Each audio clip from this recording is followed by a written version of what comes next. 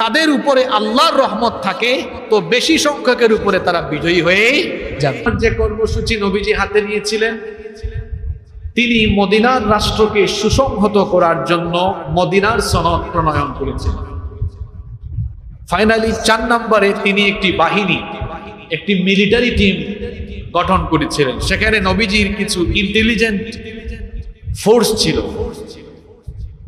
নবী করিম সাল্লাল্লাহু আলাইহি ওয়াসাল্লাম তাদেরকে বিভিন্ন জায়গায় অভিযানে পাঠাতেন এবং মদিনার রাষ্ট্রকে আভ্যন্তরে এবং বহিরাগত শত্রুদের থেকে মদিনাকে হেফাজত করার জন্য এই বাহিনীকে তিনি ব্যবহার করতেন। নবী করিম সাল্লাল্লাহু আলাইহি ওয়াসাল্লামের এই ইন্টেলিজেন্স ফোর্স নবীজিকে সংবাদ দিল, তখন হিজরির 2য় বর্ষ, মক্কা থেকে একটি কাফেলা আবু সুফিয়ানের নেতৃত্বে সিরিয়ায় যাচ্ছে। এই সংবাদ পেয়ে নবীজি একটা বাহিনী পাঠালেন তাদেরকে আটকানোর জন্য, কিন্তু তারা যাওয়ার আগেই আবু সুফিয়ান তার বাহিনী নিয়ে সিরিয়াতে চলে গেল। নবীজি কয়েকজনকে দায়িত্ব দিলেন, আবু সুফিয়ান সিরিয়া থেকে যখন ফিরবে তখন সাথে সাথে আমাকে খবর দিবে। বদর যুদ্ধ কি কারণে ঘটলো এই কারণটা আপনাদেরকে বলতেছি, মনোযোগ আছে তো আপনাদের? আমরা বিভিন্ন সময় এই মসজিদে বদর যুদ্ধ নিয়ে হালকা পাতলা আলোচনা হয়েছে, সামান্য আলোচনা হয়েছে, বিশদ আলোচনা কখনো হয় নাই। আজকে আমরা বিশদ আলোচনা করব ইনশাআল্লাহ। নবীজি একটি গোয়েন্দা টিম রেডি রাখলেন যে তোমরা তথ্য দিবে আবু সুফিয়ান যখন সিরিয়া থেকে বাণিজ্যিক কাফেলা নিয়ে যাবে সাথে সাথে আমাকে খবর দিবে। ওইদিকে আবু সুফিয়ান তার নেতৃত্বে বিরাট একটি বাণিজ্যিক কাফেলা নিয়ে সিরিয়া থেকে মক্কার উদ্দেশ্যে রওনা হয়ে গেল। নবীজির প্রেরণ করা গোয়েন্দা টিম এসে নবীজিকে সংবাদ দিল, আবু সুফিয়ান যে কাফেলা নিয়ে মক্কার উদ্দেশ্যে যাচ্ছে সেটা একটা মস্ত বড় কাফেলা।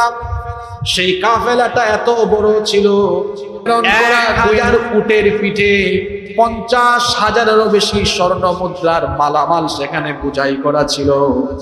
এই সংবাদ যখন নবীজির কাছে পৌঁছালো, নবীজি সঙ্গে সঙ্গে তার সামনে উপস্থিত সাহাবীদেরকে বললেন, ও আমার সাহাবীরা শোনো শোনো, আবু সুফিয়ান তার নেতৃত্বে যে বাণিজ্যিক কাফেলা নিয়ে মক্কায় যাচ্ছে, হাজার হাজার স্বর্ণ মুদ্রা, হাজার হাজার স্বর্ণ মুদ্রার মালামাল বুঝাইকৃত বিরাট এই কাফেলা নিয়ে তারা যদি মক্কায় চলে যায়, তাহলে তারা এই সম্পদগুলোকে সামরিক, রাজনৈতিক এবং অর্থনৈতিক ভাবে ব্যবহার করে আমাদেরকে ধ্বংস করার উদ্দেশ্যে এগুলো তারা কাজে লাগাবে। সুতরাং আবু সুফিয়ানের এই বাণিজ্যিক কাফেলা মক্কায় যাওয়ার আগেই আমাদেরকে বাধাগ্রস্ত করতে হবে। তার এই কাফেলা কোনোভাবেই যেন মক্কায় না পৌঁছায়, কারণ মক্কায় যদি চলে যায় এই ধন সম্পদগুলো তারা রাজনৈতিক, অর্থনৈতিক আর সামরিক কাজে ব্যবহার করে আমাদেরকে ধ্বংস করার জন্য কাজে লাগাবে। মদিনার রাষ্ট্রকে তারা ধ্বংস করে দিতে পারে। সুতরাং মদিনার এই ইসলামী রাষ্ট্রকে সুসংহত রাখার জন্য আর আমাদের সকল মুসলমানদের নিরাপত্তার জন্য ওই কাফেলাকে অভিযান দিয়ে আটকিয়ে দিতে হবে। এই জন্য নবীজি বললেন, এই মুহূর্তে এক্ষুনি তোমাদের যাদের সাথে চলার বাহন আছে আমার সাথে বের হও। কিছু সাহাবীরা বললেন, ওগো আল্লাহর রাসূল, আমাদের চলার যে বাহন সেটা তো আমরা চারণভূমিতে ঘাস খেতে দিয়েছি, আমাদেরকে কিছু সময় দেন, আমরা সেই বাহন নিয়ে আসি। নবীজি বললেন, না, আমরা তো কোনো যুদ্ধে যাচ্ছি না, একটা অভিযানে যাচ্ছি। যদি আমরা দেরি করি তাহলে আবু সুফিয়ান তার কাফেলা নিয়ে চলে যাবে। সুতরাং যাদের চলার বাহন আছে, যাদের বাহন প্রস্তুত আছে, তারা আমার সঙ্গে চলো। এবার দেখা গেল নবীজির ঘোষণার পরে এক এক করে 313, কোন বর্ণনায় এসেছে 314, কোন বর্ণনায় এসেছে 317, কোন রওয়ায়াতে এসেছে 319, 313 বা তার চেয়ে কিছু বেশি সৈন্য নিয়ে নবীজি এবার রওনা দিলেন।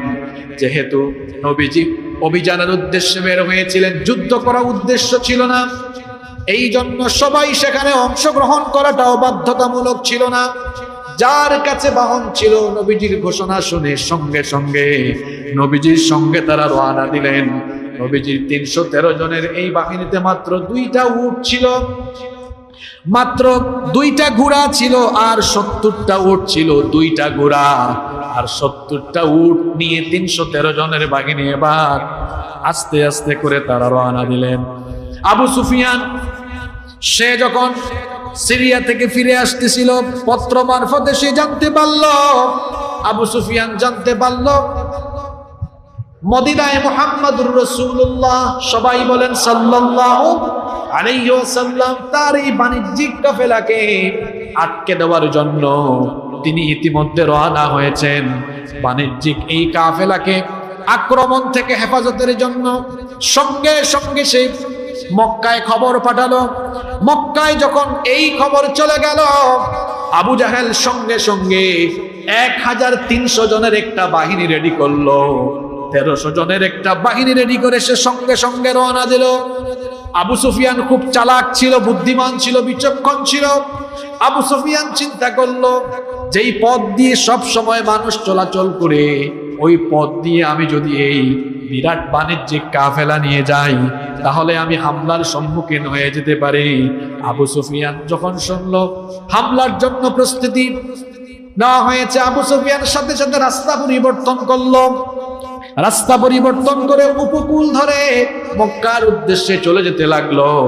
আবু সুফিয়ান মক্কায় যাওয়ার পরে, মক্কায় যখন সে নিরাপদে পৌঁছে গেল, তখন সে পত্র লিখলো। পত্র মারফতে আবু জাহালকে জানালো, যেহেতু আমি মক্কায় নিরাপদে চলে এসেছি, সুতরাং আর যাওয়ার দরকার নাই, পথ থেকে ফিরে আসো। আবু জাহাল তখন 1300 জনের বাহিনী নিয়ে জুহফা নামক স্থানে পৌঁছে সংবাদ পেল, কিন্তু আবু জাহাল ফিরে যেতে চাইল না। আবু জাহাল দম্ভ ভরে বলল, 1300 জনের বিরাট এই বাহিনী নিয়ে এসেছি, বিরাট এই বাহিনী অস্ত্রে শস্ত্রে সুসজ্জিত। আমি এই বিরাট বাহিনী দিয়ে মুহাম্মদ পরেন সাল্লাল্লাহু আলাইহি ওয়াসাল্লাম এবং তার পুরো বাহিনীকে, সব মুসলমানদেরকে নাস্তানাবুদ করে ফেলবো। অহংকারের সাথে সে বলল, আমি এসেছি মক্কায়, আর ফিরে যাব না, সবাইকে একেবারে কচুকাটা করব। সেখানের মধ্যে আখনাস বিন শারিকাস সাকাফি ছিলেন, তার সাথে বনু জাহারা গোত্রের 300 জন লোক ছিলেন, 300 সৈন্য ছিল। আখনাস বললেন, যেহেতু আবু সুফিয়ান তার কাফেলা নিয়ে মক্কায় চলে গিয়েছে, সুতরাং আমরা আর যুদ্ধে যাব না। এবার আখনাস তার 300 বাহিনী নিয়ে যুদ্ধে না গিয়ে সে চলে গেল। তাহলে 1300 জন থেকে 300 জন কমে গেল, থাকলো কত? আরো জোরে বলেন, কত থাকলো? 1000। 1000-এর এই বাহিনী নিয়ে আবু জাহাল এবার দম্ভ করে চললো। সে বলল, তোমরা চিন্তা করো না, ভয় পেও না, মাত্র 300 জন চলে গেছে, আমরা আরো 1000 আছি, সবাই প্রশিক্ষিত, অস্ত্র শস্ত্রের অভাব নাই, খাবার দাবারের অভাব নাই, প্রতিদিন আমরা উট জবাই করব আর মজা করে খাওয়া দাওয়া করব। আমাদের সাথে কিছু গায়িকা এনেছি, তারা আমাদের মনোরঞ্জনের জন্য গান পরিবেশন করবে, আমরা মদ পান করব আর তাদের গান শুনব। আমরা 3 দিন সেখানে অবস্থান করে সবগুলাকে কচুকাটা করে তারপরে আমরা বিজয়ী হয়ে মক্কায় ফিরে আসব। আবু জাহাল এই প্রত্যয় নিয়ে তার বাহিনী নিয়ে আস্তে আস্তে করে এগুতে লাগলো। অন্যদিকে নবীজি যখন তার মাত্র 313 জনের বাহিনী নিয়ে জাফরান নামক স্থানে পৌঁছালেন, নবীজি খবর পেলেন আবু সুফিয়ান ইতিমধ্যে বাণিজ্যিক কাফেলা নিয়ে মক্কায় চলে গিয়েছে। অন্যদিকে আবু জাহাল বিরাট 1000 বাহিনী নিয়ে হামলার উদ্দেশ্যে যুদ্ধের জন্য সে রওনা দিয়েছে। এখন নবীজি তো 313 জনের বাহিনী নিয়ে বের হয়েছেন যুদ্ধ করার জন্য নয়, অভিযানের জন্য। যুদ্ধ আর অভিযান এক জিনিস নয়। নবীজি প্রথমে বের হয়েছিলেন যুদ্ধ করার জন্য না কাফেলা আটকানোর জন্য? আর ওই কাফেলাতে মাত্র ছিল 40 জনের একটা জওয়ান দল, যারা কাফেলাকে নিয়ে যাচ্ছিল। তো নবীজি যুদ্ধ করার জন্য আসেন নাই। নবীজি যখন শুনলেন আবু জাহাল বিরাট ওই 1000 বাহিনী নিয়ে আসতেছে, এবার করণীয় ঠিক করার জন্য নবীজি মদিনা থেকে 68 কিলোমিটার দক্ষিণে রাওহা নামক স্থানে অবতরণ করার পরে তিনি আবার সাহাবীদের মধ্যে যারা সিনিয়র সাহাবী ছিলেন তাদেরকে তিনি ডাকলেন, একটা বৈঠক আহ্বান করলেন। নবীজি তাদের কাছে জানতে চাইলেন, আমরা তো যুদ্ধের জন্য আসি নাই, মাত্র 2টা ঘোড়া আর কিছু উট আমাদের সাথে আছে, সবাই তো যুদ্ধ করার জন্য আসে নাই, যুদ্ধের কোনো প্রস্তুতি নাই। অন্যদিকে আবু জাহাল তার বিরাট বাহিনী নিয়ে চলে আসতেছে। আমরা কি এখন মদিনায় ব্যাক করব, মদিনায় চলে যাব, নাকি আমরা আল্লাহর উপর ভরসা করে যুদ্ধের ময়দানের দিকে যাব? সাহাবীদেরকে নবীজি ডাকলেন, সাহাবীদের কাছ থেকে পরামর্শ চাইলেন। প্রথমে নবীজি পরামর্শ চাইলেন আবু বকর রাদিয়াল্লাহু আনহুর কাছে। আবু বকর রাদিয়াল্লাহু আনহু বললেন, নবী গো, আপনি যা ভালো মনে করেন তাই হবে, আপনার সিদ্ধান্ত যা, আমার সিদ্ধান্ত হলো তা। নবীজি এবার ওমর রাদিয়াল্লাহু আনহুর কাছে পরামর্শ চাইলেন। বলেন তো, ওমর যে মানুষ, তিনি যুদ্ধের কথা শুনলে পিছিয়ে যাওয়ার কি সম্ভাবনা আছে নাকি? নবীজি বললেন, ওমর তোমার সিদ্ধান্ত কি? নবীজি বললেন, ইয়া রাসূলুল্লাহ, এই তো সুযোগ পেয়েছি, পিছনে যাওয়ার আর সুযোগ নাই। আল্লাহু আকবার। ওমর তো পিছনে যাওয়ার মতো মানুষ না। এখন মুসলমানদের মধ্যে ওমর রাদিয়াল্লাহু আনহুর মতো সাহসী মুসলমান পুরুষের অভাব আছে। যদি ওমর রাদিয়াল্লাহু আনহুর মতো সাহসী পুরুষ, সাহসী যুবক মুসলমানদের মধ্যে থাকতো, তাহলে ইসলাম নিয়ে এই দেশে এত ছিনিমিনি খেলার সুযোগ কেউ পেত না। ওমর রাদিয়াল্লাহু আনহু বললেন, ইয়া রাসূলুল্লাহ সাল্লাল্লাহু আলাইহি ওয়াসাল্লাম, এতদিন ধরে তো অপেক্ষায় আছি, কাফেরগুলোরে পাবো আর সাইজ করব, আর পিছনে যাওয়ার সুযোগ। নবীজি পরামর্শ চাইলেন আরেকজন মুহাজির সাহাবী মিকদাদ ইবনুল আসওয়াদ রাদিয়াল্লাহু আনহু। তিনি দাঁড়িয়ে গেলেন। তিনি দাঁড়িয়ে অত্যন্ত তেজস্বী ভাষায় বললেন, তিনি বললেন, ইয়া রাসূলুল্লাহ, সবাই পড়েন সাল্লাল্লাহু আলাইহি ওয়াসাল্লাম, ইমদি লিমা আরাকাল্লাহ ফানাহনু মাক। আল্লাহ আপনাকে যেদিকে আদেশ করেছেন, আল্লাহর দেখানো পথে আমাদেরকে নিয়ে চলুন। ফানাহনু মাক, আমরা আপনার সাথে আছি। ওয়াল্লাহি, আল্লাহর কসম, লা নাকুলু লাকা কামা ক্বালাত বানু ইসরাঈল লিমূসা। আল্লাহর কসম করে বলছি, আমরা শপথ করছি আল্লাহর নামে, বনি ইসরাঈলের লোকেরা তাদের নবী মূসা আলাইহিস সালামের সাথে যুদ্ধ করার জন্য আমালেকা বিরাট সেই সম্প্রদায়ের সাথে যুদ্ধ করতে গিয়ে যুদ্ধের ময়দানে তারা যেভাবে বলেছিল, যুদ্ধের ময়দানে গিয়ে শত্রুদের বিরাট বাহিনী আর শক্তিমত্তা দেখে মুসা নবীর উম্মত তখন মুসা নবীকে বলেছিল, ইযহাব আনতা ওয়া রাব্বুকা ফাকাতিলা ইন্না হাহুনা কাঈদুন। মুসা, এদের বিরুদ্ধে যুদ্ধ করার কোনো শক্তি আর সাহস আমাদের নাই, আমরা তোমার সাথে এসেছি, এখন তুমি আর তোমার আল্লাহ দুইজনে মিলে যুদ্ধ করো, আমরা দেখি। মিকদাদ রাদিয়াল্লাহু আনহু বললেন, বনি ইসরাইলের ওই ঘাড় তেরা লোকদের মতো আমরা আপনার সাথে ঘাড় তেরামি আচরণ করব না। যুদ্ধের কথা বলে যুদ্ধের ময়দানে গিয়ে আমরা আপনাকে ছেড়ে দিব না, বরং আমরা আল্লাহর নামে শপথ করে বলছি, ইযহাব আনতা ওয়া রাব্বুকা ফাকাতিলা ইন্না মাআকুমা মুকাতিলুন। আমরা বলছি আমাদেরকে নিয়ে যুদ্ধের ময়দানে চলুন, হয় আমরা সেখানে যুদ্ধ করে বিজয়ী হব, নইলে আমরা শাহাদাতের সুধা পান করে শহীদ হব, তাও আমরা একা আপনাকে ময়দানে ছেড়ে দিব না, আমরা আপনাকে ছেড়ে যাব না, আমরা আপনার সাথে যতক্ষণ প্রাণ থাকবে ততক্ষণ আমরা আল্লাহর পথে লড়াই করে যাব। আল্লাহু আকবার। এর নাম হলো ইশকে রসুল, এর নাম হলো রসুল প্রেম। রসুলের সাথে গিয়ে কিংবা রসুলের আদর্শের জন্য জীবনটাকে হাসি মুখে দিয়ে দিবে, তাও রসুলের আদর্শকে দুনিয়ায় ভুলণ্ঠিত হতে দিবে না, ঠিক কি না? নবী করিম সাল্লাল্লাহু আলাইহি ওয়াসাল্লাম মিকদাদ রাদিয়াল্লাহু আনহুর কাছ থেকে এই কথা শুনে তিনি প্রফুল্লিত হয়ে গেলেন। তিনি তখন বললেন, ফাওয়াল্লাযী বাআসাকা বিল হক। নবীজি তখন বললেন, আমি অনেক খুশি হলাম মিকদাদ, তোমার জন্য দোয়া রইল। নবীজি চিন্তা করলেন, আমি তো পরামর্শ চাইলাম, যারা পরামর্শ দিল তারা সবাই হলো মুহাজির, হিজরতকারী সাহাবী, কিন্তু মদিনার কোনো সাহাবী আনসাররা তো কোনো কথা বলে না, কারণ মুহাজিরদের চাইতে আনসারদের সংখ্যা ছিল কম না বেশি? আরো জোরে বলেন, কম না বেশি? বেশি। নবীজি বললেন, কি ব্যাপার আমার আনসার সাহাবীরা, তোমরা নিশ্চুপ কেন? তোমরা তো কোনো কথা বলো না, তাহলে কি তোমরা মদিনার বাহিরে গিয়ে যুদ্ধের জন্য প্রস্তুত নও? তখন আউস গোত্রের নেতা সাদ বিন মুআজ রাদিয়াল্লাহু আনহু বললেন, ওগো আল্লাহর নবী, এটা আপনি কেমন করে বললেন? যদিও মদিনার সনদ অনুযায়ী মদিনার বাহিরে গিয়ে আমরা আপনার সাথে যুদ্ধ করা এটা আমাদের কোনো চুক্তির ভেতরে নাই, কিন্তু এরপরেও তো আমরা ঈমান এনেছি। ঈমানের চুক্তি হলো নবীজি যা বলবেন তাই আমরা মাথা নত করে মেনে নিব। আল্লাহু আকবার। তিনি তখন বললেন, ওগো আল্লাহর রাসূল, আমরা আপনাকে এভাবে ছেড়ে দিতে পারি না। শোনেন, আমরা যে সিদ্ধান্ত নিয়েছি সেটা হলো এই, লাউইস্তা আরাদতা বিনা হাযাল বাহর ফাখুদতাহু লাখুদনাহু মাক। ওগো আল্লাহর নবী, আপনি যদি আমাদেরকে নিয়ে সাগরেও ঝাঁপ দেন, আমরা চিন্তা করব না সাগরে ঝাঁপ দেওয়ার পরে কি হবে। প্রয়োজনে আমরা আপনার জন্য জীবন দিয়ে দিব, তাও আমরা আপনাকে কখনো একা ছেড়ে দিব না। তিনি আরো বললেন, মা তাখাল্লাফা মিন্না রাজুলুন ওয়াহিদ, আমাদের একজন লোকও পিছিয়ে থাকবে না। ফাসির বিনা আলা বারাকাতিল্লাহ, সুতরাং আপনি আল্লাহর নাম নিয়ে গিয়ে চলুন, আমরা আপনার সাথে আছি।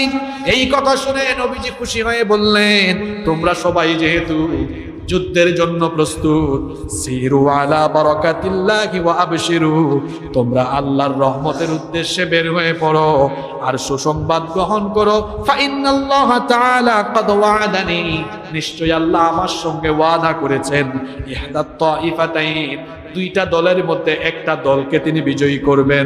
ওয়াল্লাহি লাকা আন্নিল আন আনজুর ইলা মাসারিআল কওম, তোমাদের এই দৃঢ় ঈমান দেখে আমার এখন এই কথাই মনে হচ্ছে, আল্লাহ আমাকে জানিয়ে দিয়েছেন যে কাফেররা আমাদেরকে নিশ্চিহ্ন করতে আসতেছে, আমি যেন আমার চোখের সামনে তাদের মৃত লাশ দেখতেছি।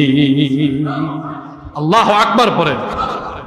কোরআনে কারিমে আল্লাহ এই কথাটা এভাবে বলেছেন, সূরা আনফালের 7 এবং 8 নম্বর আয়াতে আল্লাহ বলছেন, ওয়া ইন ইয়াইদুকুমুল্লাহু ইহদাত طائفتين أنها لكم وتودون أن غير ذات الشوكة تكون لكم ويريد الله أن يحق الحق بكلماته ويقطع دابر الكافرين।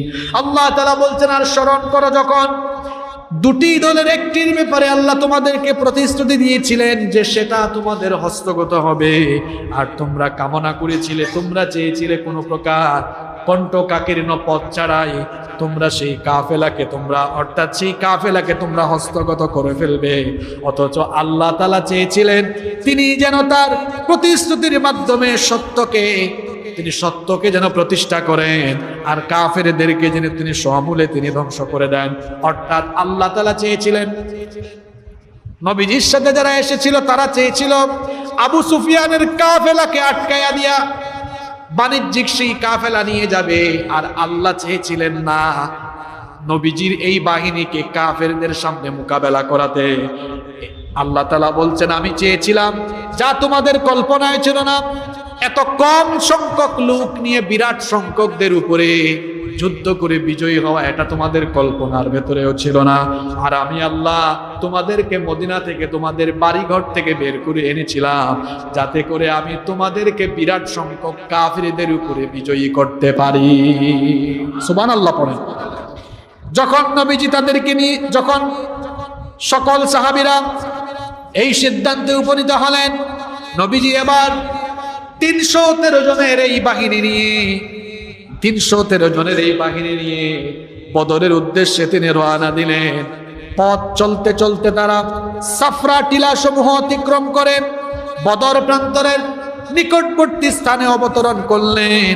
এখন নবীজির বাহিনী যাওয়ার আগেই আবু জাহেল তার 1000 বিরাট বাহিনী নিয়ে বদরের প্রান্তরে এসে একটা উঁচু টিলার পেছনে তারা অবস্থান নিয়েছে। ভালো জায়গা, সুবিধাজনক জায়গা। নবীজি তার 313 জনের বাহিনী নিয়ে যখন বদরের ময়দানে আসলেন, এসে দেখলেন আবু জাহেল তার 1000 বাহিনী নিয়ে উঁচু টিলার পিছনে অবস্থান নিয়েছে, সেখানে শক্ত মাটি। আর সাহাবীরা আসতেছেন, মরুভূমি, ধুধু প্রান্তর, বালু আর বালু। বালুর মধ্যে কিন্তু খুব দ্রুত গতিতে হাঁটা যায় না। বালুতে যারা হাঁটছেন তারা জানেন দ্রুত গতিতে হাঁটা যায় না, এক পা সামনে দিবেন তো আরেক পা পিছনে যাবে। এখন সাহাবীরা লক্ষ্য করে দেখলেন যে আবু জেহেল তাদের আগেই তার বাহিনী নিয়ে চলে এসেছে। তার বাহিনী নিয়ে এসে একটা সুবিধাজনক জায়গায় অবস্থান নিয়ে ফেলেছে। কিন্তু সাহাবীরা ঠিক মতো হাঁটতেও পারতেছেন না। মরুভূমির বালি, অন্যদিকে রমজান মাস। সবাই সাহাবীরা লক্ষ্য করে দেখলেন মরুভূমির বালির মধ্যে হাঁটতে পারতেছেন না। নবীজি যখন তার বাহিনী নিয়ে সেই জায়গায়, নিচু জায়গা অবস্থান করলেন, ধুলাবালি, মরুভূমির বালি, সেখানে আল্লাহ তাআলার পরিকল্পনা কেমন ছিল, যদি এই বালুর মধ্যে অবস্থান করে ওই রাতে, যুদ্ধের আগের রাতে যদি সাহাবীদের মনের মধ্যে এই চিন্তা আসে, আমরা যে যুদ্ধ করতে আসলাম, এসে তো ভালো জায়গায়, সুবিধাজনক জায়গায় অবস্থান নিতে পারলাম না, মনে হয় বিজয় আমাদের ভাগ্যে নাই, এমন চিন্তা যেন না আসে। এই জন্য সন্ধ্যার পরে দেখা গেল আল্লাহ তাআলা আসমান থেকে রহমতের বৃষ্টি নাজিল করে সেই ধুলাবালি যুক্ত মরুভূমিকে, বালুগুলোকে আল্লাহ শক্ত বানায়া দিলেন। আচ্ছা, বৃষ্টির পানি পড়লে, বৃষ্টি পড়লে বালু মাটি, যেখানে মাটি কি কাদাযুক্ত হয় নাকি আরো শক্ত হয়? একদম বসে যায়, তখন ভালোভাবে হাঁটা যায়। আল্লাহ তাআলা রহমতের বৃষ্টি নাজিল করলেন। দীর্ঘ পথ হেঁটে এসে যারা ক্লান্ত ছিলেন, রহমতের বৃষ্টি পেয়ে সবাই প্রশান্তি অনুভব করলেন।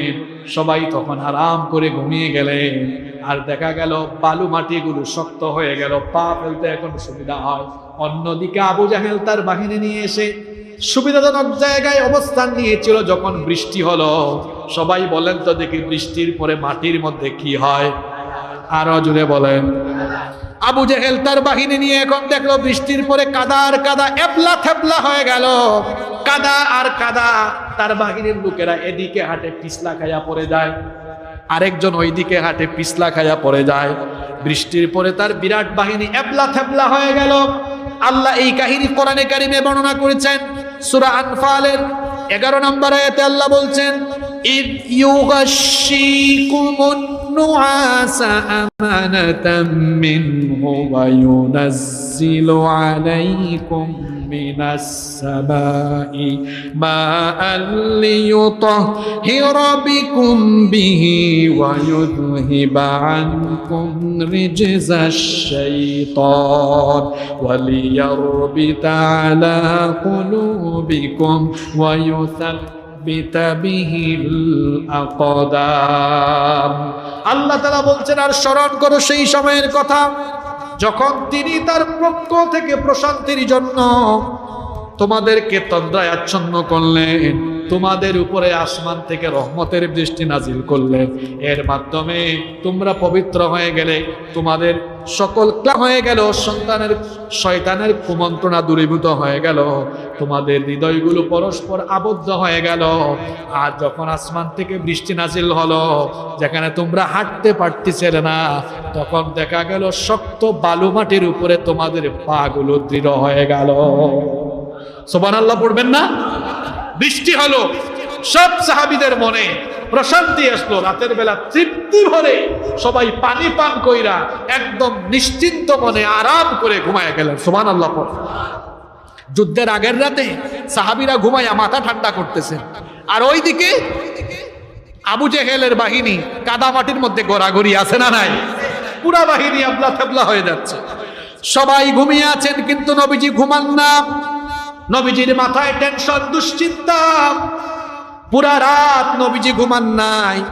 নবীজির প্রিয় সাহাবী আলী রাদিয়াল্লাহু আনহু তিনি বলেছেন, বদর যুদ্ধের আগের রাতে বদরি সাহাবীরা যারা যুদ্ধে গিয়েছিলেন সবাই তারা ঘুমিয়েছিলেন, কারণ আল্লাহর তরফ থেকে সবার উপরে প্রশান্তি নাজিল হয়েছিল। সুবহানাল্লাহ।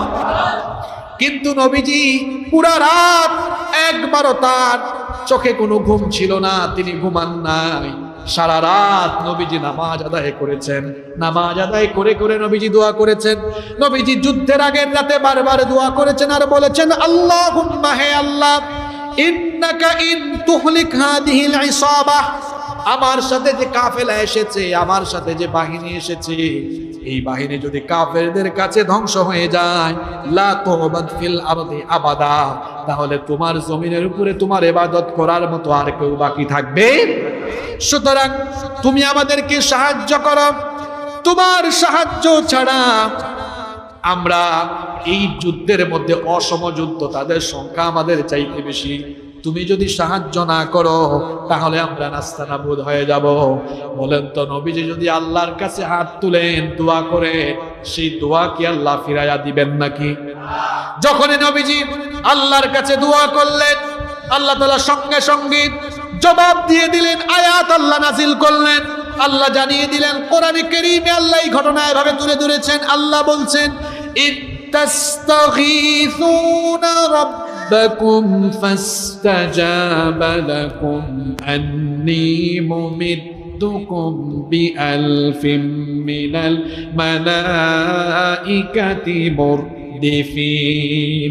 আল্লাহ বলছেন, আর স্মরণ করো, যখন তোমাদের পালন কর্তার নিকটে কাতর হয়ে প্রার্থনা করেছিলে, তখন তিনি প্রার্থনা কবুল করে সঙ্গে সঙ্গে জানিয়ে দিয়েছিলেন, তোমরা ভাবতেছো অসম যুদ্ধ, তোমাদের সংখ্যা কম, কিন্তু আল্লাহ যার পক্ষে থাকবেন তাদের শক্তি কম না বেশি?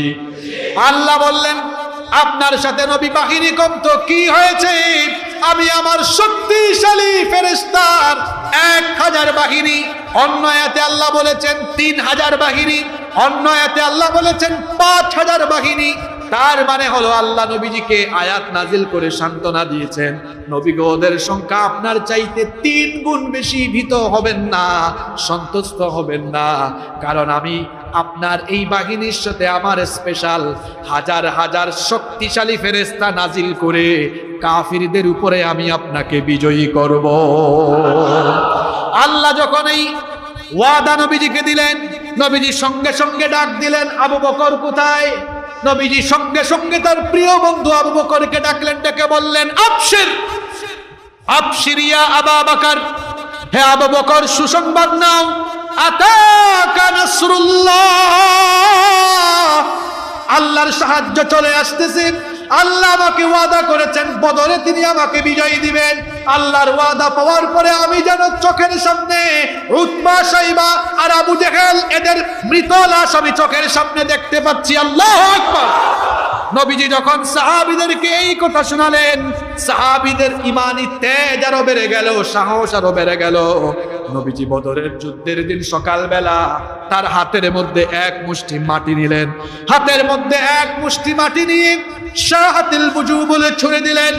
নবীজি সেই মাটিগুলো কাফেরদের নাকে মুখে গিয়ে চোখের মধ্যে গিয়ে পড়ে গেল। সবগুলো কাফের এলোমেলো হয়ে দিক বিদিক ছুটাছুটি করলো। নবীজি বললেন, সকল সাহাবীদেরকে বললেন, এবার সবার উপরে আক্রমণ আরম্ভ করো। নবীজি বললেন, ভয় পেও না, এদের সংখ্যা আমাদের চাইতে বেশি, ভয় পেও না, সাহাবীরা আল্লাহ ওয়াদা দিয়েছেন বিজয় দিবে। তোমরা যুদ্ধের ময়দানে ঝাঁপিয়ে পড়ো, কুমু ইলা জান্নাতিন আরদুহা কারদিস সামাওয়াতি ওয়াল আরদ। চলো, এটা যুদ্ধের ময়দান নয়, এটা হলো জান্নাতের বাগান। এখানে যদি জীবন চলে যায় তাহলে আসমান আর জমিনের চাইতে বিশাল জান্নাত আল্লাহ তোমাদেরকে উপহার দিবে। বুখারীর ভেতরে একটা হাদিস এসেছে, একজন আনসারী যুবক সাহাবী, তার নাম হচ্ছে উমাইর ইবনুল হুমাম, ওয়া কানা ইয়াকুলুত তামার, তিনি খেজুর খাচ্ছিলেন। নবীজির জবান থেকে এই কথা শুনে সকালবেলা নবীজি বক্তব্য দিচ্ছেন, খেজুর খাচ্ছিলেন, ব্রেকফাস্ট করছিলেন। নবীজির মুখ থেকে এই কথা শুনে তিনি বললেন, বাহ বাহ ইয়া রাসূলুল্লাহ। সবাই বলেন সাল্লাল্লাহু আলাইহি ওয়াসাল্লাম। কি ফ্যান্টাস্টিক কথা শুনালেন, কি চমৎকার কথা শুনালেন। এখানে জীবন চলে গেলে দুনিয়া আসমান জমিনের চাইতে বিশাল জান্নাত আমি পাবো। নবীজি বললেন, নাম। নবীজি বললেন, বালা, অবশ্যই। তখন ওই সাহাবী বললেন, যুবক সাহাবী বললেন, লা ইন আনা হুইতু আন আকুলা তামারাতি হাদিহি ইন্নাহা লাহায়াতুন তাওয়িলা, আপনার জবান থেকে এই কথা শুনে আমি যদি খেজুর খাইয়া সময় নষ্ট করি তো জান্নাতে ঢুকতে আমার দেরি হয়ে যাবে। সঙ্গে সঙ্গে খেজুরের প্যাকেটটা ব্যাগটা হাত থেকে ছুঁড়ে ফেলে দিয়ে তরবারি হাতে নিয়ে বদরের ময়দানে তিনি ঝাঁপিয়ে পড়ে লড়াই করতে করতে শহীদ হয়ে গেলেন।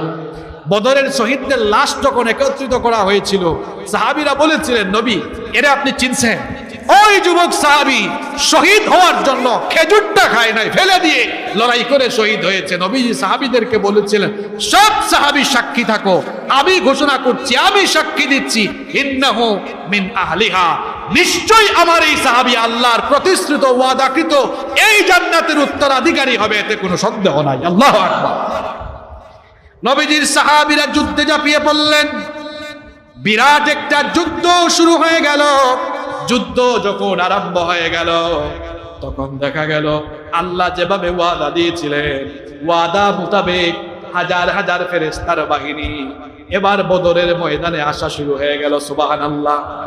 কিন্তু ফেরেশতাদেরকে কোনো সাহাবী দেখে না, শুধু মাঝে মাঝে দেখা যায় নবীজির সাথে কোনো সাহাবীরা কাফেরকে আঘাত করে না, কিন্তু হঠাৎ করে দেখা যায় ওই কাফেরগুলোর শরীর থেকে গর্দানটা আলাদা হয়ে যায়। কি ব্যাপার? আশ্চর্য ব্যাপার। কেউ মারে না কিন্তু মরে যায়।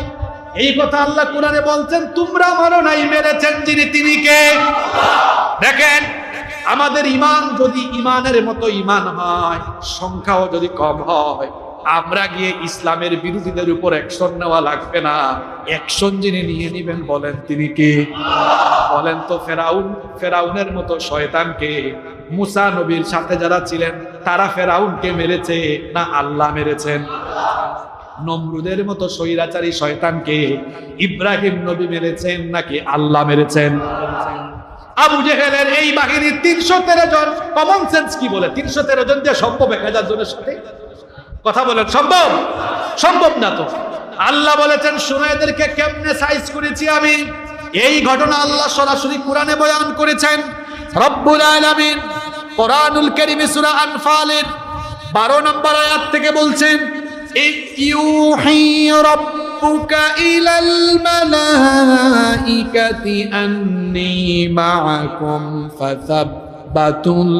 فثبتوا الذين آمنوا سألقي في قلوب الذين كفروا الرعب فاضربوا فوق الأعناق واضربوا আল্লাহ বলছেন, স্মরণ করো সেই ঘটনা যখন তোমাদের রব ফেরেশতাদেরকে আদেশ দিয়েছিলেন, হ্যাঁ ফেরেশতারা আমি তোমাদের সাথে আছি, যাও ঈমানদারদের সাথে বদরের ময়দানে গিয়ে তাদের ঈমানকে তাজা করো, ঈমানটাকে দৃঢ় করে দাও। তোমরা ঈমানদারদের সাথে মিলিত হয়ে কাফিরদের বিরুদ্ধে যুদ্ধ করো। ফেরেশতারা আমি তোমাদেরকে আদেশ দিচ্ছি, তোমরা গিয়ে কাফিরগুলা গর্দানের উপরে আঘাত করো, জুড়াই জুড়াই তাদেরকে মারো। আল্লাহু আকবার। আল্লাহর এই আয়াতের সত্যতা শুনেন। বদরের ময়দানে, বদরের যুদ্ধে কাফিরদের সাথে যারা অংশগ্রহণ করেছিল তাদের জবান থেকেই এর সত্যতা শুনেন। আবু জাহেলের ছেলে ইকরিমা বিন আবু জাহাল বদরের যুদ্ধে আবু জেহেলের বাহিনীতে সে কাফিরদের পক্ষে এসেছিল। যদিও ইকরিমা মক্কা বিজয়ের পরে মুসলমান হয়েছিল। ইকরিমা বলছেন, বদরের যুদ্ধে আমি যুদ্ধ অবস্থায় ছিলাম, আমার ডানে বামে আমার সাথীদের দিকে তাকায়া দেখি হঠাৎ করে তারা আমার সাথে এসেছিল, কিন্তু মুসলিম বাহিনীর কেউ আসলো না। দেখলাম আমার ডানে বামের সাথী যোদ্ধা যারা ছিল তাদের শরীর থেকে কল্লাটা আলাদা হয়ে নিচে পড়ে গেল। আমি অবাক হলাম, কি ব্যাপার? কেউ তার উপর আক্রমণও করে না, কেউ তাকে মারে না, কিন্তু তার শরীর থেকে গর্দানটা আলাদা হয়ে যায় কেমনে? কেমনে আলাদা হয়ে যায়? এটা তো আল্লাহ কোরআনে বলেছেন।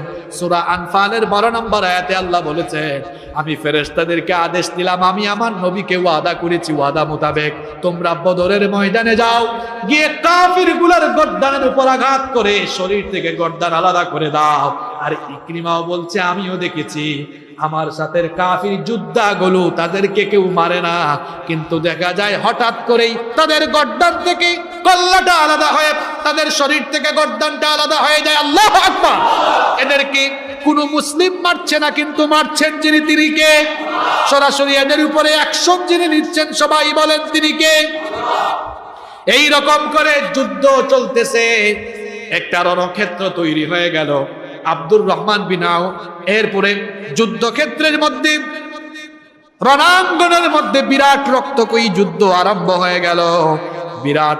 বিরাট রক্তকয়ী যুদ্ধ যখন আরম্ভ হয়ে গেল, দুইজন কিশোর বালক, আফরার দুইজন কিশোর, ছোট্ট দুইটা ছেলে, তারা এদিক ওদিক শুধু তাকাচ্ছে, কাকে যেন খুঁজতেছে। তারা কাকে যেন খুঁজে, কিন্তু তারা পাচ্ছে না। একজন বর্ষিয়ান সাহাবী আব্দুর রহমান বিন আউফ রাদিয়াল্লাহু আনহু, তিনি বলছেন, আমি বদরের মাঠে যুদ্ধ করতেছিলাম, কিন্তু দুইটা ছোট্ট ছেলেকে দেখে আমি খুব ডিস্টার্ব ফিল করতেছিলাম। এখানে এত ছোট ছোট দুইটা কিশোর ছেলে কি করে? এই দুইটা ছেলের নাম হচ্ছে মুআজ এবং মুআউইদ। এরা আফরার দুইটা কিশোর ছেলে, দুইটা ছিল আপন ভাই। মুআজ এবং মুআউইজ এই দুইজন বদরের যুদ্ধে চান্স পাইছে কেমনে দেখেন। নবীজি যখন বাহিনী রেডি করেছিলেন, এই দুইটা কিশোর ছেলে এসে বলল, ওগো আল্লাহর রাসূল, আমরা তো দুইজন অত্যন্ত কিশোর, ছোট বয়সী, আমাদেরকে বদরে আপনি অনুমতি দেন। নবীজি বললেন, না, তোমরা ছোট মানুষ, তোমরা যুদ্ধ করতে পারবে না, তোমাদেরকে কোনো অনুমতি দেব না। অবশেষে এই দুই ভাইয়ের মধ্যে বড় ভাই এসে বলল, আমি বড়, তাহলে আমাকে অনুমতি দেন। ছোট ভাই এবার বড় ভাইয়ের মুখের দিকে তাকিয়ে বলল, ভাই তুমি এটা কি বললা? একসাথে আমরা খাবার দাবার খাই, দুই ভাই একসাথে খেলাধুলা করি, দুই ভাই একসাথে আমরা সফর করি, এখন যুদ্ধে তুমি চলে যাবা আর আমি বসে থাকবো, এটা তো হইতে পারে না। চান্স হইলে দুইজনেরই চান্স হওয়া লাগবে। ছোট ভাই তখন বলল, গো আল্লাহর নবী, আমার বড় ভাই সে বয়সে বড়, এই জন্য দাবি করছে, তাকে যেন আপনি অনুমতি দেন। ও শুধু বয়সে বড়, কিন্তু কোনো কামের না, ওর শরীরের শক্তি কম, আমার শরীরের শক্তি বেশি। যদি এটা আপনি যাচাই করতে চান, তো আমাদের দুই ভাইয়ের মধ্যে একটু মারামারি লাগায়া দেন, কুস্তি লাগায়া দেন, দেখবেন ও আমার সাথে পারে না। নবীজি আবার মুচকি হেসে দিয়ে বললেন, ঠিক আছে, দুই ভাইয়ের মধ্যে দেখি কার শক্তি বেশি। দুইজন যখন কুস্তি আরম্ভ করলো, ছোটটা তো চান্স পাওয়ার জন্য এমনি একটা ভাব নিয়ে বলতে, তার শরীরের শক্তি বেশি। দেখা গেল বড় ভাই প্রথম দফাতেই তার ছোট ভাইকে নিচে ফেলে দিল।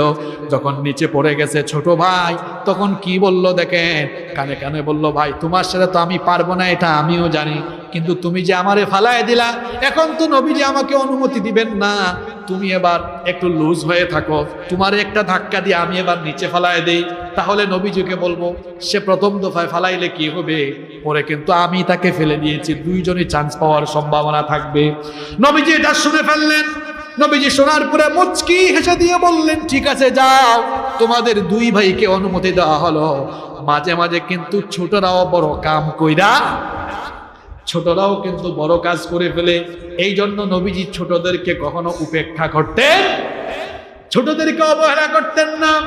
এই ছোট্ট দুইটা ছেলেকে দিয়েই কিন্তু আল্লাহ তাআলা ইসলামের বড় দুশমন আবু জেহেলের মৃত্যু ঘটিয়েছিলেন। আব্দুর রহমান বিন আউফ রাদিয়াল্লাহু আনহু বলছেন, বদরের যুদ্ধের দিন রণাঙ্গনে যখন তুমুল যুদ্ধ চলছে, তুমুল লড়াই চলছে, এই দুইটা পিচ্চি ছেলেকে দেখে আমি বড় বিরক্ত হলাম যে এই দুইটা ছেলে এখানে কি করবে, কাউকে মারার আগে তারাই তো মরে যাবে। এদের দিকে তাকায় যখন আমি এটা ভাবতেছিলাম, সঙ্গে সঙ্গে দুইটা ছেলে আমার কাছে আসলো, এসে বলল, ইয়া আম্মি, হে চাচা, আরিনি আবা জাহাল, আমাদেরকে একটু আবু জাহাল দেখায় দেন, কোনটা আবু জাহাল? আব্দুর রহমান বিন আউফ অবাক হয়ে গেলেন, এই দুই ছেলে আবু জাহালকে খুঁজে কেন? নবীজি বললেন, তখন আব্দুর রহমান বিন আউফ বললেন, তোমরা আবু জাহেলকে খুঁজতেছো কেন, কারণ কি? দেখেন ছেলে দুইটা ছোট, কিন্তু দিলের ভেতরে নবী প্রেম কেমন ছিল। তারা জবাবে বলল, উখবিরতু আন্নাহু ইয়াসুব্বু রাসূলুল্লাহ, সবাই পড়েন সাল্লাল্লাহু আলাইহি ওয়াসাল্লাম, আমরা শুনেছি, আমাদের কাছে খবর আছে, এই লোক আবু জাহাল সে নাকি নবীজিকে সবচেয়ে বেশি গালাগালি করেছে, মক্কায় নাকি নবীজিকে সবচেয়ে বেশি কষ্ট দিয়েছে। এজন্য আজকে বদরের যুদ্ধে আমাদের প্রধান এবং প্রথম টার্গেট হলো আবু জাহেল। একটু আবু জাহাল দেখায় দেন। আব্দুর রহমান বিন আউফ বললেন, তোমরা তো বাবাজি আবু জাহেলের ধারে কাছেও যাইতে পারবা না, কারণ নেতা কখনো একা থাকে, নেতার চারপাশে কিছু সামসা আছে না নাই? তখন আব্দুর রহমান বিন আউফ বললেন, আবু জাহেলের ধারে কাছে যাওয়া তো বাবা তোমাদের জন্য অনেক কষ্ট হবে। মুআজ এবং মুআউযিদ বললেন যতই কষ্ট হোক শুধু দেখায়া দেন, কেমনে যাবো এটা আমাদের ব্যাপার, শুধু দেখায়া দেন। আব্দুর রহমান বিন আউফ বলছেন, ওই যে দেখা যায় বিরাট একটা বাহিনী পরিবেষ্টন করা, চতুর্দিকে আর সেনাবাহিনী দ্বারা পরিবেষ্টিত জায়গায় আবু জাহেল অত্যন্ত সুরক্ষিত অবস্থায় উটের পিঠে সাওয়ার হয়ে আছে, ওই যে দেখা যায়। আব্দুর রহমান বিন আউফ বলছেন, যখনই আমি দেখায়া দিলাম, দেখায়া দেওয়ার সঙ্গে সঙ্গে মুআজ আল্লাহু আকবার গর্জন দিয়ে এত দ্রুত বেগে আবু জাহেলের দিকে চলে গেল। দ্রুত বেগে গিয়েই তার তরবারি দিয়ে আবু জাহেলের পায়ের মধ্যে আঘাত করে তার পাটাকে কেটে মাটিতে ফেলে দিল। আল্লাহু আকবার। একটা কূপ মারল, তলোয়ারের একটা আঘাতে আবু জাহেলের পা পড়ে গেল। দুনিয়ায় এখনো বহু আবু জাহেল আছে, এই আবু জাহেলীয় চরিত্রের লোকেরা তারা জানে না কিভাবে কখন তাদের পতন হবে, ঠিক কিনা? ছোট্ট ছেলেটা যখন আবু জাহেলকে গিয়ে তলোয়ার দিয়ে আঘাত করলো, এক আঘাতেই তার পা মাটিতে পড়ে গেল। এই অবস্থা যখন আবু জাহেলের ছেলে ইকরিমা দেখলো তার বাপের এক ঠ্যাং এক পা কেটে ফেলেছে, ইকরিমা তখন দৌড়ে এসে মুআজের হাতের ঠিক এই জায়গার মধ্যে আঘাত করলো। একটা আঘাতে মুআজের হাতটা কেটে গেল, হাতটা কেটে চামড়ার সাথে ঝুলে আছে, লটকে আছে। ডান হাত দিয়ে তরবারি চালাইতে পারে না, বাম হাতে এবার তরবারি নিয়েছে। বাম হাতে তরবারি নেওয়ার পরে দেখলো ডান হাতটা এভাবে ঝুলে আছে, ডিস্টার্ব হয়, বিরক্ত লাগে। তখন তার এই হাতটাকে, ঝুলন্ত হাতটাকে পায়ের নিচে ফেলে দিয়ে আল্লাহু আকবার বলে ওই ডান হাতটা ছুঁড়ে ফেলে দিল। তার ভাই মুআউযিদ এসে, দুই ভাই একসাথে এবার আবু জাহেলের উপরে তারা হামলা চালালো। কারণ দুই ভাইয়ের টার্গেট ছিল কয়টা? তারা ভাবছে বড় শয়তানটারে আগে মারা দরকার। দুই ভাই এসে একযোগে হামলা চালালো। একযোগে যখন হামলা চালালো তখন আব্দুল্লাহ ইবনে মাসউদ রাদিয়াল্লাহু আনহু তিনি দৌড়ে আসলেন। দৌড়ে এসে দেখলেন আবু জাহেলের শ্বাস তখন আসতেছে আর যাচ্ছে এমন অবস্থা।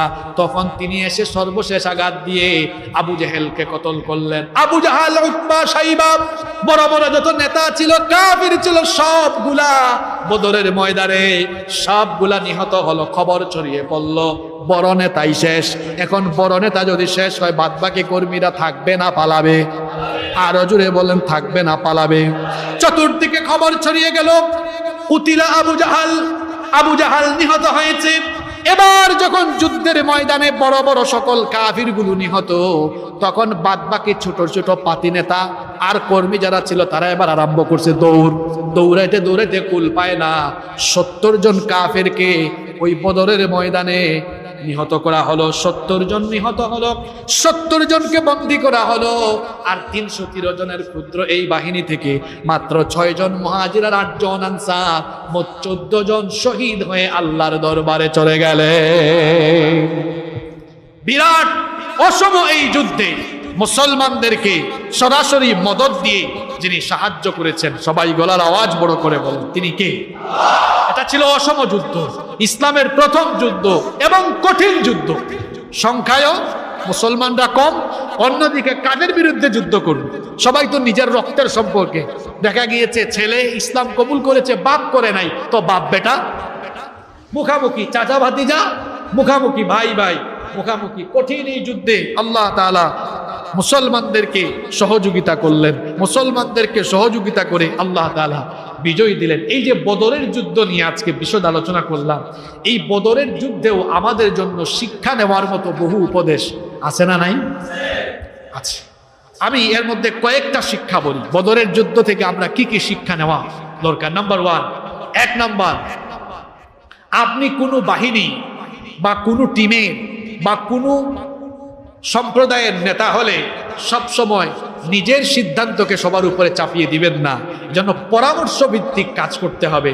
পরামর্শ ভিত্তিক কাজ করেছেন মুহাম্মাদুর রাসূলুল্লাহ সাল্লাল্লাহু আলাইহি ওয়াসাল্লাম কিভাবে পরামর্শ ভিত্তিক কাজ করেছেন নিশ্চয়ই আপনাদের মনে আছে।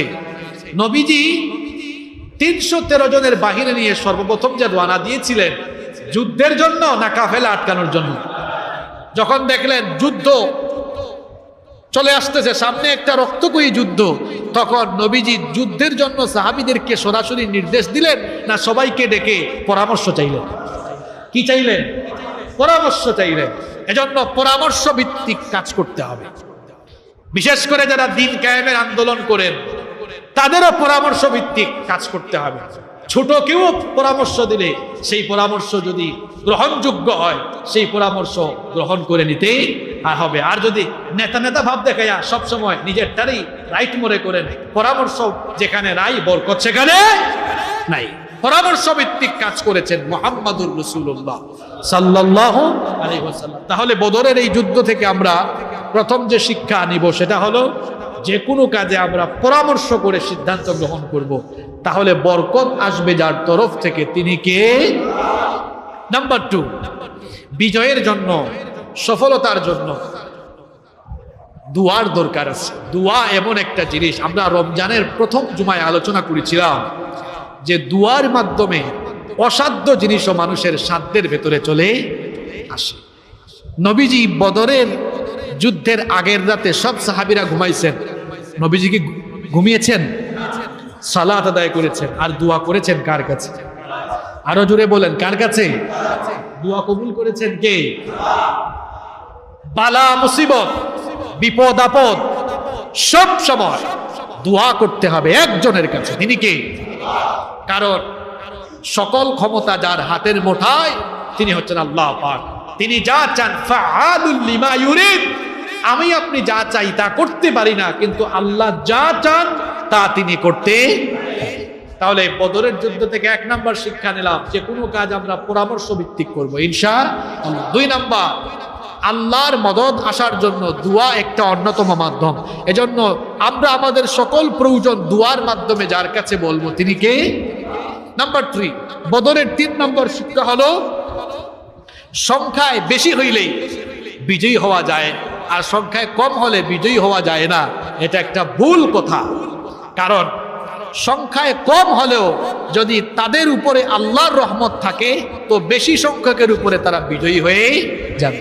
এজন্য রব্বুল আলামিন কোরআনে কারীমে বলেছেন, কাম মিন ফিআতিন কলিলাতিন গালাবাত ফিআতান কাসীরাতান বিইذনিল্লাহ ওয়াল্লাহু মা'আস সাবিরিন।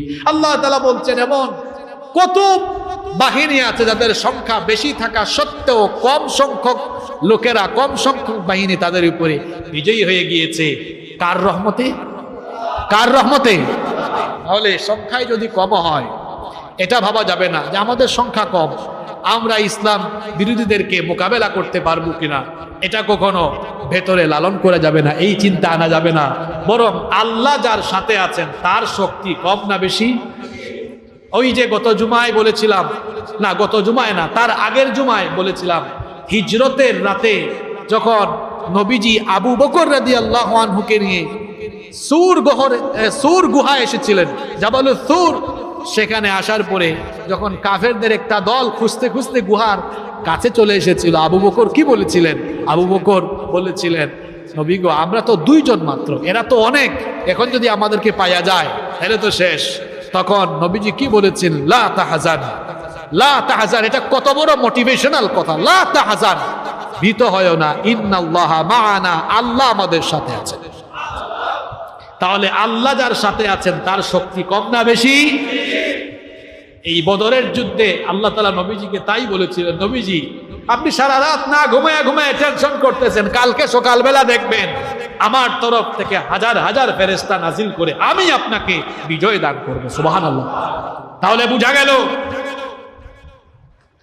গেল আল্লাহর জমিনে আল্লাহর দ্বীন কায়েম করতে হলে ভেতরে রুহানিয়ত নিয়ে আসা লাগবে। রুহানিয়ত, আধ্যাত্মিকতা বৃদ্ধি করা লাগবে। সরাসরি সম্পর্ক তৈরি করতে হবে কার সাথে? নামাজের মাধ্যমে, তিলাওয়াতের মাধ্যমে, তাহাজ্জুদের মাধ্যমে, সাজদার মাধ্যমে, এটি পাওয়া যায় নবীজি এবং সাহাবীদের জীবনী পড়লে। নবীজি তার সাথে সাহাবীরা দিনের বেলা আল্লাহর দিন কায়েমের কাজ করেছেন, আর রাতের বেলায় সাজদায় মাথাটা নত করে গিয়ে আল্লাহর কাছে ধর্ণা দিচ্ছেন। সুবহানাল্লাহ।